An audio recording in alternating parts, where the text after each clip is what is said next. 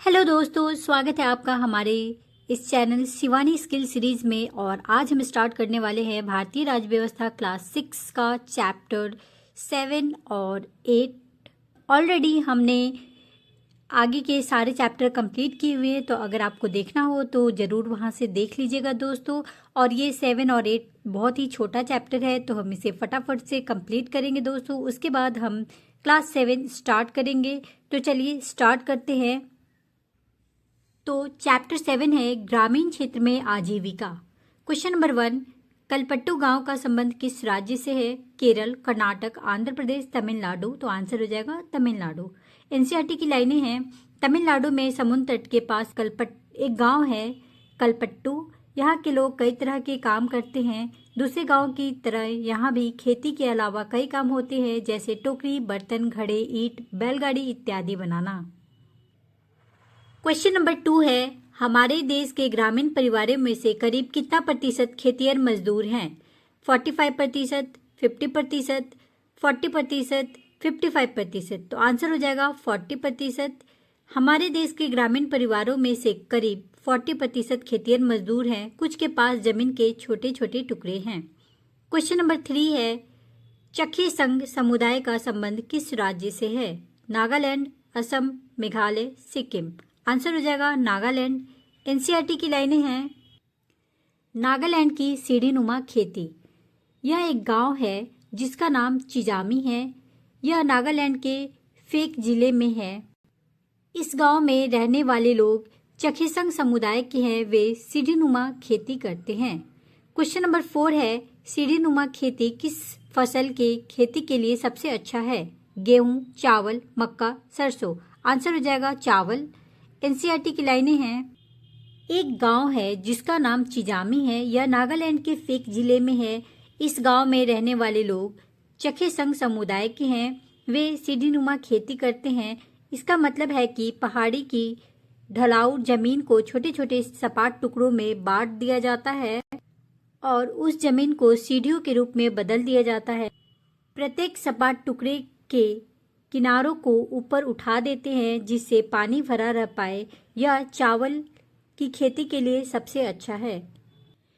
Question number 5 है, तमिलनाडु के मछुआरों की खास तरह की छोटी नाव को किस नाम से जानते हैं? कैटमनी, कैटामरैन, कैटनेट, कैटमरीन। आंसर हो जाएगा कैटामरैन। एनसीईआरटी की लाइनें हैं, पुदुपेट कलपट्टू से ज्यादा दूर नहीं है। यहाँ लोग मछली पकड़कर अपनी आजीविका चलाते हैं। उनके घर समुद्र के पास होते हैं और वहाँ चारों ओर जाल और कैटामरैन यानी मछुआरों की खास तरह की छोटी नाव की पंक्तियां दिखाई देती है। सुबह 7 बजे समुद्र किनारे बड़ी गहमागहमी रहती है। इस समय सारे कैटामरैन मछलियां पकड़कर लौट आते हैं। मछली खरीदने और बेचने के लिए बहुत सारी औरतें इकट्ठे हो जाती हैं। दोस्तों, तो यहाँ पे हमारा अध्याय 7 समाप्त होता है और अध्याय 8 स्टार्ट करते हैं, जिसका नाम है शहरी क्षेत्र में आजीविका संदर्भ। तो क्वेश्चन नंबर 1 है, लेबर चौक से क्या तात्पर्य है? ऑप्शन ए, वैसा चौक जहाँ केवल कुशल मजदूर एवं मिस्त्री पाए जाते हैं, जहाँ नियमित काम मिलता है। ऑप्शन बी, वैसा चौक जहाँ दिहाड़ी पर काम करने वाले सभी तरह के मजदूर और मिस्त्री पाए जाते हैं। ऑप्शन सी, वैसा चौक जहाँ केवल प्रशिक्षित मजदूर और मिस्त्री पाए जाते हैं। ऑप्शन डी, इनमें से कोई नहीं। तो आंसर हो जाएगा ऑप्शन बी। चलिए तो एनसीईआरटी की लाइनों को देखते हैं। लेबर चौक ये दिहाड़ी पर काम करने वाले मजदूर और मिस्त्री हैं। कुछ जहां भवन बन रहे होते हैं वहां मजदूरी करते हैं। कुछ बोझा ढोते हैं और ट्रकों से सामान उतारते हैं। क्वेश्चन नंबर 2 है, किसी भी कंपनी में काम करने वाले को अस्थायी कर्मचारी होने पर निम्नलिखित में से कौन सा फायदा मिलता है? ऑप्शन ए, बुढ़ापे के समय मिलने वाला पेंशन। ऑप्शन बी, उनको वार्षिक छुट्टी के रूप में भी कुछ दिन मिलते हैं। ऑप्शन सी, परिवार के लिए मिलने वाली चिकित्सा की सुविधाएं। ऑप्शन डी, उपयुक्त सभी। आंसर हो जाएगा उपयुक्त सभी।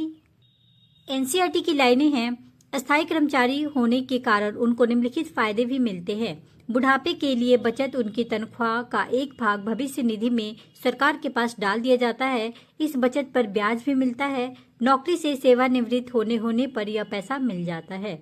छुट्टियां, इतवार और राष्ट्रीय त्योहारों के लिए छुट्टी मिलती हैं। उनको वार्षिक छुट्टी के रूप में भी कुछ दिन मिलते हैं।